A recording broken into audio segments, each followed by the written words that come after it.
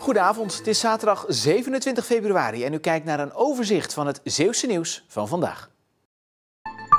In het afwateringskanaal tussen Sluis en Retrangement zijn vandaag opnieuw delen van het lichaam van Isjelle van der Velde gevonden.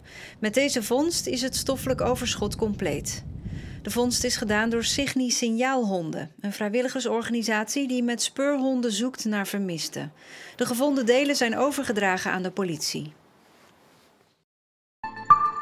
Een automobilist is vanmorgen vroeg om het leven gekomen bij een ongeluk in Klingen.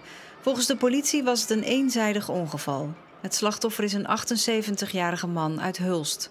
Verkeersspecialisten van de politie hebben onderzoek gedaan naar wat er precies gebeurd is. Overgewicht, hart- en vaatziekten, maar ook depressie en burn-out. Dat kunnen we allemaal krijgen als we te veel stilzitten. Verschillende sportscholen komen daarom in actie om te laten zien dat het anders kan en anders moet.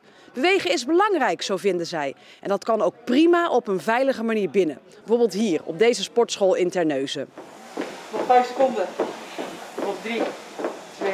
We doen aan deze actie wij mee omdat er op het moment 3 miljoen mensen stil thuis zitten die heel hard een coach nodig hebben. Vooral senioren, mensen met overgewicht, mensen met hartklachten, die moeten echt goed met een goede begeleiding sporten. Als zij niet aan hun fitheid werken, zal de gezondheid van die mensen vooral in gevaar komen en worden ze nog kwetsbaarder voor COVID, nog kwetsbaarder voor andere ziektes. Dus wordt er vandaag actie gevoerd door op de parkeerplaats van de sportschool te trainen. In de hoop dat ze snel open mogen. Voor de gezondheid, fitheid, dat is zo belangrijk. Je geest. We kunnen het. We hebben het bewezen dat we het konden vorig jaar. En toch moesten we weer dicht. En dat vind ik zo jammer. Nou, het is heel veilig sporten omdat we elke keer 1 apparaat ertussen houden. Dus als daar iemand traint en daar iemand traint, hebben we dit apparaat sowieso vrij. We minimaal 2 meter, want 1,5 vinden wij te weinig. Kunnen we dat niet garanderen, hebben wij in elke apparatuur een spatscherm geplaatst. Wanneer kunnen jullie open? Morgen, voor mijn part. Alles zit er klaar voor, mensen kunnen boeken, we hebben alles klaarstaan, we kunnen morgen beginnen. Het is nog februari, maar nu al staan er weer flinke rijen auto's te wachten voor de Zeeuwse milieustraten. Door de coronacrisis blijven mensen opruimen, klussen en tuinieren. Mensen zijn al in de tuin bezig, het is prachtig weer. En ja, heel veel mensen zijn aan het klussen thuis, meubels weg, nieuwe meubels erin. Mensen gaan niet op vakantie. Dus ja, dan thuis klussen. Gelukkig konden de medewerkers van de milieustraten het afgelopen winter even wat rustiger aandoen. Het was voor iedereen even prettig, konden we even op adem komen. Maar ja, nu begint het gewoon weer. Dus weer de drukte net als vorig jaar. Dus de files staan er alweer. De wachtrij hier tot op de openbare weg is alweer behoorlijk. Dus... Bij elke milieustraat staan sinds de coronacrisis verkeersregelaars om de drukte beheersbaar te houden. En dat betekent dat er extra handjes nodig zijn. Ja, we hebben sowieso extra personeel aangenomen. Die verkeersregelaars zijn al extra. En we hebben sowieso ook wat meer mensen aangenomen afgelopen jaar. Bent u aan het bouwen thuis? Ja. En heeft dat ook te maken met de coronatijd? Ja, ook wel. Ja, ja, de mensen gaan nu zoeken. Hè. Dat had ik eigenlijk volgend jaar willen doen, maar ja, met de corona. Dus je zit allemaal thuis, dus zodoende ben ik aan dit begonnen. Yo. De aanleg van het nieuwe kunstgrasveld van voetbalclub Luctor Heinkensand is deze week de laatste fase ingegaan. Het hekwerk, de ballenvangers, de lichtinstallatie en de tegelpaden waren al gerealiseerd. Nu worden de kunstgrasmatten in het veld gerold. Voor de club is het nieuwe veld van groot belang. De velden worden gewoon ongelooflijk zwaar belast. Er wordt elke avond getraind. De vereniging is in de breedte ook gegroeid met een G-team, met walkingvoetbal. Ja, dat zijn allemaal nieuwe doelgroepen voor ons. Met 650 leden groeit Luctor Heinkensand uit zijn jasje. En een nieuw kunstgrasveld is dé oplossing om iedereen te kunnen laten trainen. Een bijkomend voordeel is dat het ook een heel jaar door ons te gebruiken is. Normaal liggen we in de zomer stil. Ja, zeker in de coronatijd zijn we heel blij dat we dit veld in de zomer beschikbaar hebben. We hopen toch dat de maatregelen dan tegen die tijd zodanig versoepeld zijn dat we ook in de zomer sport kunnen aanbieden.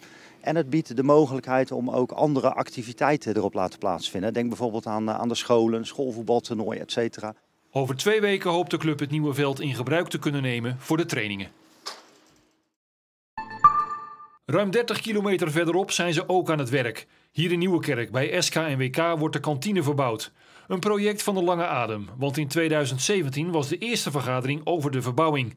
Toch is het nu eerder klaar dan gepland, dankzij corona. Omdat het er toch op leek dat we niet meer zouden voetballen dit seizoen, hebben we het naar voren getrokken. Je merkt toch wel dat mensen er thuis zitten wel erg beu zijn. In die eerste coronagolf vond iedereen het nog wel lekker dat ze even geen voetbal hadden. Maar nu merk je toch wel dat heel veel mensen toch het sociale gebeuren wel erg missen.